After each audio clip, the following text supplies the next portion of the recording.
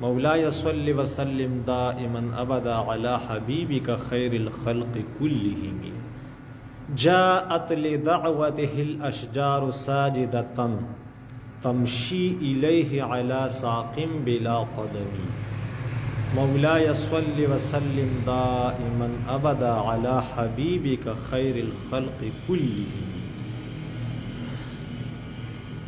عزتمندو اوریدونکو مسلمانانو، شریعت او اسلام دا مکمل ضابطه حیات لري. د زندګۍ داسې وخت نشته چې په شریعت کې د هغې په باره کې څه اصول مسائل او څه تربیت نه وي. داسې یو مقام نشته د پریشانۍ چې په شریعت کې د هغې په باره کې څه تسلي نه وي. داسې مسله نشته چې په شریعت کې د هغې حل نه وي، او یو داسې مقام نشته چې د شریعت په باره کې شریعت د هغې په باره کې زموږ تربیت نه کوي. نو لہذا بعض مقاماتو په باره کې یو بعض انسان وي چې دلته د علماو څه کار دی، گویا چې دی وي چې دلته د شریعت څه کار دی. دی خو که ته جاس ته خیږي او سپوږمۍ ته ځې، هسې خلا ته ځې،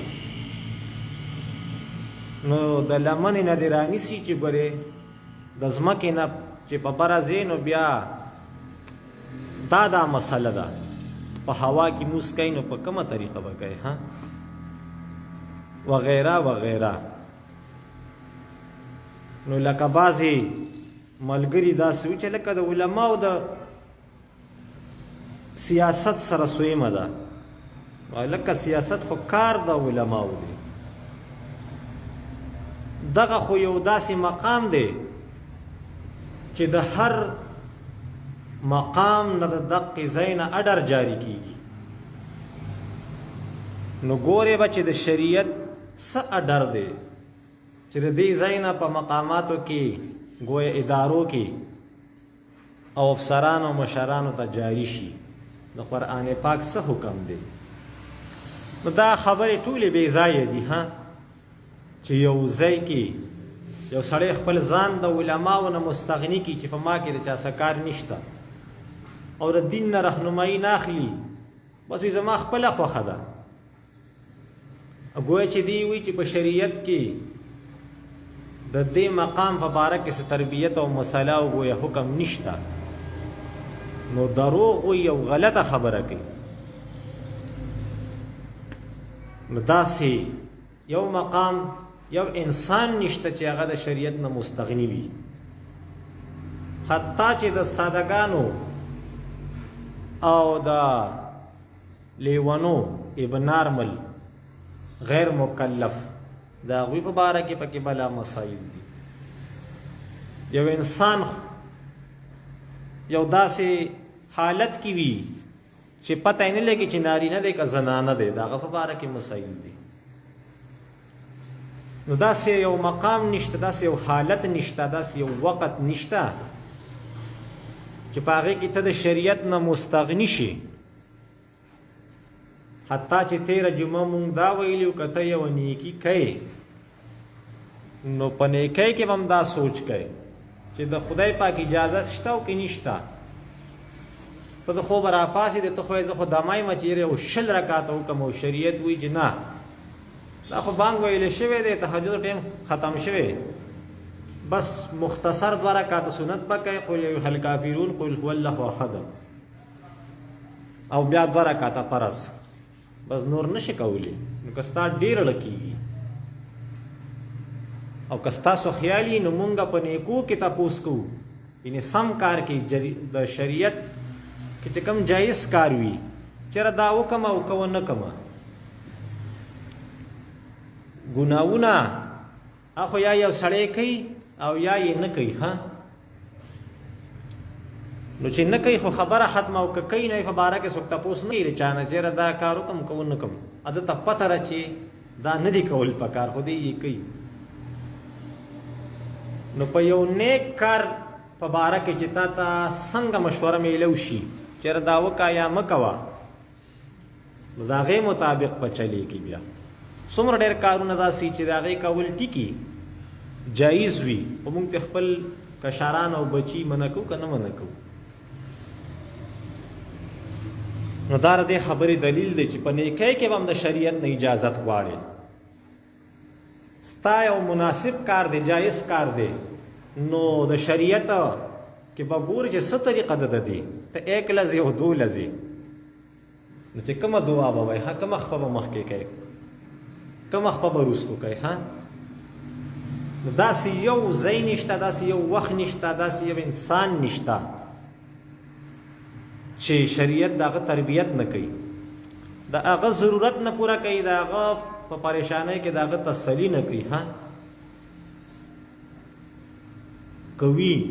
نو موږ دلته ناست یو سړی دی وښیي که نه یار چېرې دې وخت کې د شریعت هېڅ حکم نشته دې وخت کې د شریعت هېڅ تربیت نشته دې پریشانۍ کې خو د شریعت هېڅ قسمه تسلي نشته یار شریعت کې د دې ضرورت پوره کېدل خو هېڅ حل نشته ها دا مسله راغلی او یار د دې هېڅ حل نشته.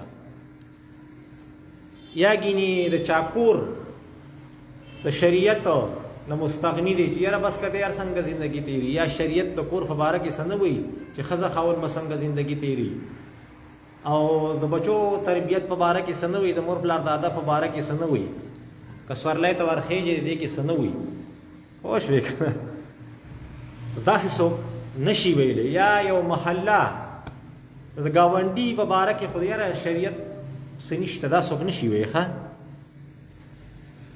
که ستا هره شعبه ده تر د کور کوڅې نه والې تر د اسمبلی پورې نو دې کې د شریعت رڼاګانې دي دا به د ځان سره اخلي.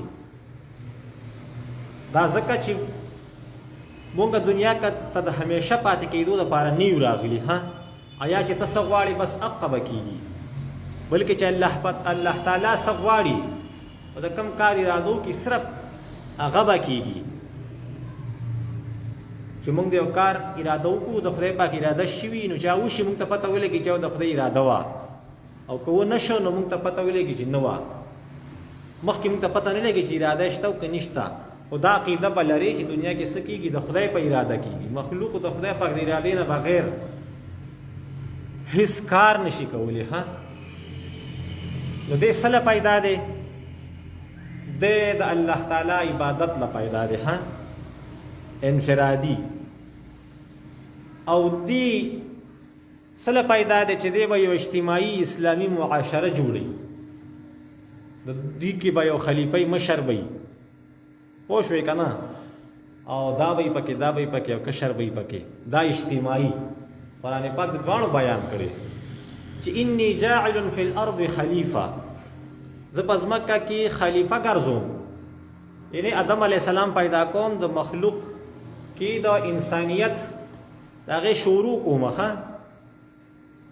او په قرآن پاک کې دا هم راغلي چې وما خلقت الجن والانس الا لیعبدون د انسانانو او پیران د عبادت لپاره مې پیدا کړي دا یو انفرادي عبادت دی او بل څه دی اجتماعي دا به ټول کوئ ها دا صرف نه چې بس تاسو وایئ چې زه بس مونځ او داسې تلاوت کوم او بس دلته یم او بس نور ته بیا دا کوشش نه کوي چې یو نیک انسان د مسلمانانو مشر شي او زمونږ مشر شي ها او د اسلامي رهنما شي دا کوشش نه کوي دا ستا کمزوري ده اجتماعي او اجتماعیت لپاره خدای پاک پیدا کړی د هغې دپاره به منډه ترړوئ ښه او ته دا کوشش نه کوي چې یو ظالم او خراب انسان د دین دشمنه دا چاته د مسلمانانو مشر نشي او واک اختیار یې چاته یو منافق وانخلي ښه او خراب سړی وانخلي نو ګورې به چې شریعت مونږ ته څه وایي ښه نو شریعت ته دا وایي چې تو عالم مشر کا او ذاتیات ته هم ګوري. ها دا د قرآن پاک اصول دي. خلک وایي مړه ذاتیات ته مه ګوره، قرآن پاک کې بیان کړی دی. د سړی موز نه کوي د پیغمبر طریقې پکې نشته، همدردي پکې نشته، اخلاق پکې نشته، دا د ذاتیات دي. او بدکاره او مطلب دا د بدتینته چې تو ته ګوري داسې انسان دی. ها سړی ګیره خریلی ته ته څنګه د الله ویلي وی که سړی وی چې لکه دا د ګاډي وړي خبرې وکړي پوه شوې. یا سړی ښه ښکاره غلط کارونه کوي ته به هغه ته څنګه ښه سړی وی. افنجعل المسلمین کالمجرمین، مسلمان یو نیک انسان دا او ګناهګار دا نه دي برابر. نو دا کوشش به کوي. ها دا دواړه ستا په ذمه دي. خلک به انفرادي عباداتو طرف ته راوستل او په هغوی محنت کول، دا به هم کوي، په هغې کې به میثاق اخلي. او اجتماعي د شریعت چې کوم خدمت دی او حفاظت دی او نفاذ دی د دې به هم څه کوي، حتی الوسع کوشش کوي. ها نو د عافیت تعلیم موږ ته شریعت راکړو چې تاسو د خدای پاک نه څه غواړئ، زما نه وي عافیت غواړئ. نو عافیت وي چې ستا به دنیا هم ښایي آخرت به هم ښي. ښه د صحت په اعتبار سره، د عقیدې په اعتبار سره، یعنې جسماني روحاني هر آفت نه بچاو به د الله تعالی نه غواړي. نو په عافیت کې وي دا ټولې خبرې راجمع دي. حتی چې یو سړی داسې دعا کوي چې اللهم اغفر لي وارحمني وعافني وارزقني، وي دنیا و آخرت دواړه د ځان لپاره راجمع کړه. ها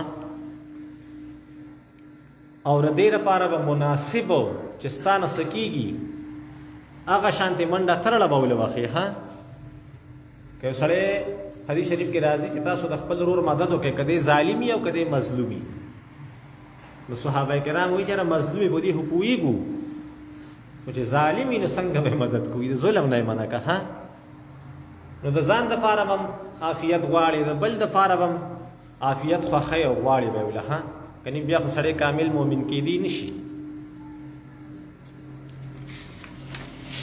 نو حتی چې الله تعالی زمونږ نه مونږ ته د دعا طریقه هم ښودلې شوې. ښه د پیغمبر علیه السلام د سنتو مبارکو ته چې سړی وګوري، د پیغمبر علیه السلام هر عمل دا چې کوم دی نو زمونږ دپاره یو مشعل راح دی. ها د لارې رڼا ده زمونږ دپاره. نو په هغې کې مونږ ته دا ښودلې شوي چې تاسو به د الله تعالی نه عافیت غواړئ. نو حتی چې عایشه صدیقه رضی الله عنها تپوس کړی کوم حدیث شریف چې ما ستاسو مخکې ولوستو، وی که زه پوه شم چې دا لیلة القدر دی نو دې کې زه څه ووایم؟ د عبادت تپوس یې نه دی کړی، د دعا تپوس یې کړی. ها چې لیلة القدر شپه ته پوه شي چې دا د لیلة القدر شپه ده، نو ته پکې داسې سوال وکړه چې اللهم انک عفو تحب العفو فاعف عني. ته عفو خوښئ، بس عفو وکړي، مونږ ته عفو درګذر ته م وي، معافی ته م وي، او دا کم مخکې بیان چې ما وکړه دې ته م وي. خو قرآن پاک کې راځي کل یوم هو فی شأن. الله تعالی هر وخت د هغه ځان د شانونو اظهار کیږي. ها نو کله به یو سړی په عافیت کې او بعضې سړی به څه تکلیف او پریشانی کی، نو بیا څه حکم دی؟ نو د هغه دپاره د تسلی احادیث مخکې را روان دي. ها ځکه چې په شریعت کې داسې یو مقام نشته دی چې په هغې کې ستا تربیت نه که څه ضرورت یې نو د هغې پوره کېدل نه. ها ستا بچا ورپکې نه، ستا حفاظت ورپکې نه، او ستا دپاره تسلي ورپکې نه، بلکې د اسلام منشا چې ده نو هغه امن حفاظت دی. تاسو ایمان راوړئ چې د دوزخ نه بچ شئ که نه، د هغې حدیث شریف هم دا حاصل دی. ها تاسو لا اله الا الله ووایئ، د الله تعالی د وحدانیت قایله شئ. ها حکمونو اقرار یې وکئ او عمل پې وکئ، نو چې تاسو کامیاب شئ. په قرآن پاک کې بل ځای کې راځي چې جنت ته لاړو دوزخ نه بچ شو، دی څه شو؟ دی کامیاب شو که نه. ها نو لومبۍ خبره دا ده چې تا یو سړی ولیده چې په تکلیف او مصیبت کې دی، نو شریعت مونږ ته دا راښایي چې تاسو شکر ادا کوئ. ها چې شکر دی چې زه په دې تکلیف کې مبتلا نه یم، یا یو نعمت ته دغه سړي سره نشته او تا سره دی، نو ته به د دې نعمت شکر ادا کوئ. نو مونږ ته کلمات ښودلي شوي دي. ها د ابو هريره رضی الله عنه نه روایت ده چې پیغمبر صلی الله علیه وسلم فرمایل چې من رأى صاحب بلاء، یو سړی بل سړی ولید په مصیبت او تکلیف کې، ها نو فقال دی وی چې الحمد لله الذي عافاني مما ابتلاك به وفضلني على كثير ممن خلق تفضيلا. د دنیا په مخ کې څومره خلق دعوی کوي چې زموږ دین حق دی، ها نو د هغوی سره داسې دعا نشته. آیا یو سړی په مصیبت کې ولید نو دی به څه وایي؟ ها او د مسلمانانو سره شته دی. یو سړی دی په مصیبت او تکلیف کې ولید، ته وایي چې زه د دقې مصیبت او تکلیف نه بچ شوې، نو دی به زه وایي خولې ته کورې واچوئ. هلکه دا په قرآن کې راغلی که په حدیث کې؟ د قرآن او د حدیث خلاف نه دی. که څوک کورې اچي نو خیر دی، دا نه هم چې حرام دی، خو دی به دغه ګوري او د شریعت حکم به نه ګوري. ها یو سړی د مصیبت او تکلیف کې تا ولید، کروی نه ده یا اوس روژه را روانه ده، نو مسلمانانو ته یې ډبلۍ توله کړې، ها نو اوس به بل وایرس راوځي، بس دا تبلیغ بند، تبلیغ بند، دې سره وایرس خورېږي او حج بند، عمره بند. بس بلکې غالبا نن یا سبانه په حرمینو شریفینو کې به بیا کولو به خلک ودرېږي، ځان لاوي به چې نه به راځئ او شا به دا ویکسین وکړه او دا ستون وکړه او دا چل وکړه او دا چل وکړه دا چل وکړه. نو ما ستا د سوچ وکړو چې زما ستا څومره منډه ترړه د دې دپاره دا چې یو داسې سړی حاکم کو چې د هغه د الله تعالی سره تعلقي، چې د هغه د برکته هیڅ یو وایرس دنیا ته نه راځي. هیڅ محنت نشته په ټوله دنیا باندې سره د هغې ملکونو چې ځان ته مسلمانان ملکونه وي، بی دینه لا دینه، او خدای خبر چې د هغوی څه عقیده ده چاته یې پته نشته. هغه په هر ځای کې په کرسو باندې ناست دی او اختیارات د هغوی سره دي. ها او ما او تا بس ښه مزیدار په سر کې چې ځه امام مهدي صاحب به راځي او بیا به داسې چل کوي او بیا داسې چل کوي. ها د هغه خپل کار دی، د هغه خپله ډیوټي رستا څه دي.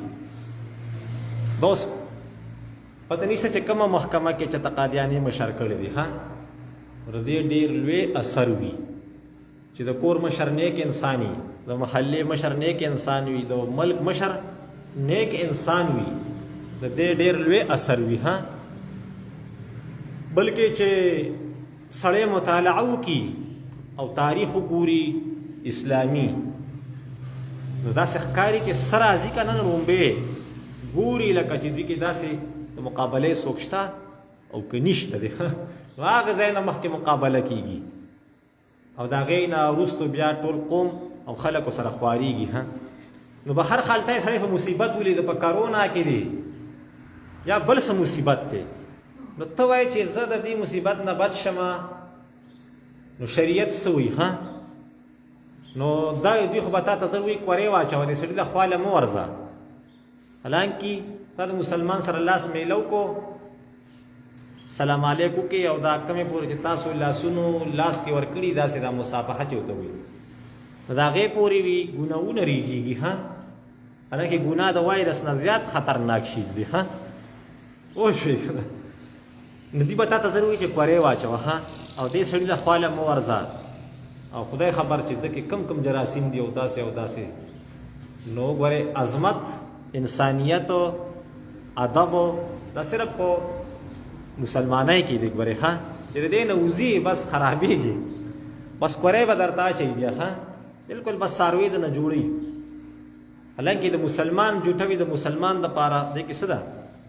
شفا ده پکې. ښه او څومره واقعات د نیکانو خلکو داسې شته چې سړی په یو ډاکټر ته ویلي په یو دوایم نه جوړېږي، چې څه خورې نه خوره، خو بیا یې له دم کړي سړی سره ښه شوی دی. ښه اسلام تا ځان ته رانږدې کوي، تا له امن درکوي، حفاظت درکوي، ستا یره ختموي، ستا پریشانی ختموي.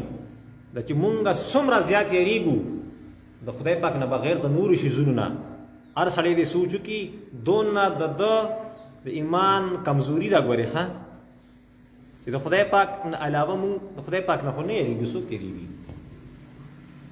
اعتقاداً خو ټول یریږي چې دوزخ ته لاړ نه شو. نو دې وجې مونږ وایو چې مونږ ټول مسلمانان یو، خدای یو دی، غیر الله ته سجده نه کوو.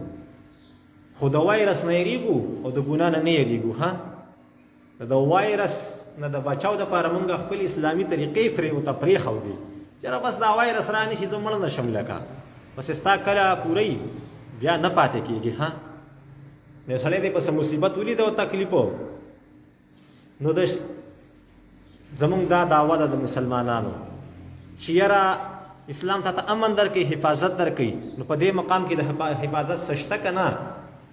که نه د ډاکټرانو په شان بس پلانې دغه وخه دا وخه دا وخه، او چې تا هغه څو ګوري چې د دې لپاره کومه دوایي د هغې نه مخکې تباه کړي نه وي چې دا خو بس چا باندې وایرس راغی بس یو تباه و برباد دی. ها دنه سپی او خر عزت دغه کافران کوي او ده نه کوي، ده کې وایرس دي او ځان لا یې دغه کوي.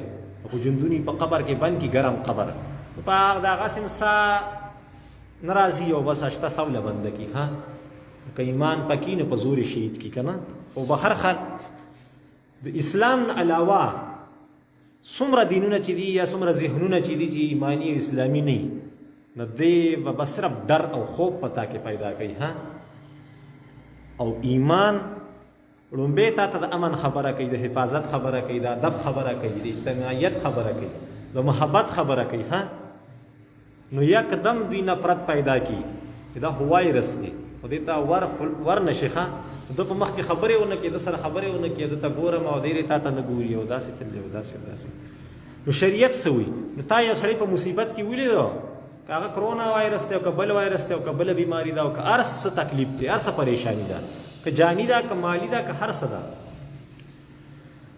نو دا کم سړی چې په عافیت کې دی، ښه یعنې په دغه تکلیف کې نه دی، وایرس ورته نشته، نو دی چې دا ووایي چې الحمدلله الذي عافاني مما ابتلاك به وفضلني على كثير ممن خلق تفضيلا. نو د شریعت وعده ده چې لم يصبه ذلك البلاء، دغه بلا که د وایرس په شکل کې ده، که د غربت په شکل کې ده، که د سړي خپه ماته شوې، که لاس ماته شوې، که هر څه تکلیف او دغه پرې راغلی، نو کم سړي چې دا دعا ووایي دغه بالا مصیبت به ده ته نه راځي. ها کور نه چې سړی راوځي او وړه غونته دعا وکړي که نه، بسم الله توکلت علی الله لا حول ولا قوة الا بالله، نو پرشته اعلان وکړي چې هدیته وکفیته، ته چې کوم کار دپاره تلې بس ستا ته مخه صفا شوه، ښه ستا رهنمایي او مدد وشو او ستا ذمه واغستې شوه. یعنې مخکې نه کوی چې تا ته خوشخبري واورولې شوه. ها او یو دین کې دا خبره نشته چې ته د کوره راوځې نو کوم یو کار داسې دی چې ته پې د انسي شیطان نه بچ شي، د جني نه بچ شي، ښه ته کوم کار پسې ځې هغه پوره شي او بیا کور ته په حفاظت راشي او آیت الکرسي او سوره قریش ورسره سړی ووایي نو نورم بهتره ده. ها نو دا رهنمایي سره په شریعت کې ده. ها نو موږ د دې لپاره کوشش نه دی کړی چې موږ یو صاحب شریعت انسان هغه خپل مشر کو دنیا پوهه کړي، هغه ښه او خبره ورسره وکړي، مقابله وکړي. نو دا خو یا د هغوی تصویران دي او یا شاګردان دي. ها نو نه خو د خپل تصویر نه څوک کېږي، نو زموږ د باچایانو نه به دا کافر څه ویریږي او نه د شاګرد نه سړی یریږي. ها پوه شوې که نه؟ چې په دلیل سره ورته دا ثابته کړې وي نو بیا به دومره ماحول نه خرابېدو لکه چې دا اوس څنګه خراب دی. ها او په یو حدیث شریف کې سره دا الفاظ هم سیوا دي. ها فاذا قال ذلك شکر تلک النعمه، چا چې دا الفاظ ووي نو دته چې د عافیت او د صحت کم نعمت حاصل دی دوی د دې شکر ادا که. ها یو سړی دی په مصیبت ولید ته چې په ما دا مصیبت را نشي، نو د اسلام نه علاوه هیڅ یو شی تعالی یو یو نظریه فکر یو قوم ذمہواری نشي درکولی ها چې پتا دا مصیبت او تکلیف را نشي او دا غي د بچاو د پاره باغه تا کم کم غلط ترکیبونه خي او اسلام تا ته وی چې سړی د په مصیبت کې ولیدو دا عافیت نه غوښتو کمزوري وا یا بس د الله تعالی وخت نو تکلیف پر راوسته وي نیک ګمان وکاو کنه خبره مقصد دا دی نو ته وای چې زه د دغه مصیبت او تکلیف نه بچ شم نو سخو بس دکای کنه دا نه چې ته دې رده سغواړي اقا کوي ها او په شریعت کې چې کم خوندونه دي حفاظتونه امنونه او خوشاله سوکاله دي دا د ماته خاص نشي دا سې نشي کېدلی ها چې د شریعت امن حفاظت مدد او فراوانی او تسلی غواړي نو بیا د شریعت خواله راځي تعلق به جوړي ها بغیر تعلقه هیڅ شی نشته ګورې په دنیا کې نشته جسمانی تور او ظاهري تور او معنوي تور روحاني تور هم نشته ګورې ها یو سړی ته وایي چې ما ته د دې دعا وکړي نو د هغه سره به تعلق جوړی هغه مهاجر مکي صاحب ته چا ویل یاره ما ته دعا وکړه او خصوصي دعا راته وکړه ها نو ته ته زما شاګرد دی که ته زما رور یې زوی مې تره مې ماما خادم مې چې وایي چې خصوصي دعا راته وکړه نو خصوصي دعا دپاره به خصوصي تعلق جوړی ها حتی چې په آخرت کې سفارش هم بغیر تعلق نه نشته دی ها نو خبره بیا وګدېږي به هر حال نو داسې وخت نشته داسې حالت نشته داسې مقام نشته چې په هغې کې د شریعت مونږ ته څه نه څه سبق او درس او تربیت نه ها نو په هغې کې یو مقام دا دی چې ته بل سړی په تکلیف او مصیبت کې ووینې نو ته وایي چې زه د دقې تکلیف او مصیبت نه بچ شم وایي چې دا د عافیت یوه حصه ده ته د خدای پاک نه عافیت غواړي نو د هغې چې کوم متعلقات یې به زده کوي په یې به څه کوي عمل کوي ها نو تا خو د خدای پاک نه عافیت غوښته یو سړی په تکلیف ولیدو نو دا دعا ووایه د عافیت به مضبوط شي ها او ګوی چې ستا د عافیت هغه دعا څه شوله قبوله شوه د دغې نعمت شکر دې مدا شو او چې کوم مصیبت او تکلیف کې دا بل انسان دی نو دته به وي دغه بالا مصیبت او تکلیف که هغه ظاهري وي او که معنوي وي دا به دته نه رارسي ها نو ملګرو ته دا درخواست دی چې په کاټلنګ کې یو قادیانې د یو ایجنسۍ مخکې ما خبره وکړه ده هغه مشر کړی دی ها حکومت نو د هغې په باره کې احتجاج دی بیا 2 بجې نو چا سره چې وخت وي نو یو فریضه ده او په یو نیک نیت سړی لاړ شي او مطلب دا د نیکانو خلکو مجلس یو نیتي د پیغمبر علیه السلام سره نسبت دی د مسلمانانو د ایمان سره نسبت دی نو که د یو سړي کور کې بیماري څه ضرورتي هغه نیت پکې وکړي چې خدای پاکه د دې محنت په برکت زما دغه تکلیف ختم کړي یا څه ضرورت دی دا مې څه کړي دا مې پوره کړي وغیرہ وغیرہ الله پاک د عمل کولو توفیق راکړي نو دې کې شرکت وکړئ سنت کړئ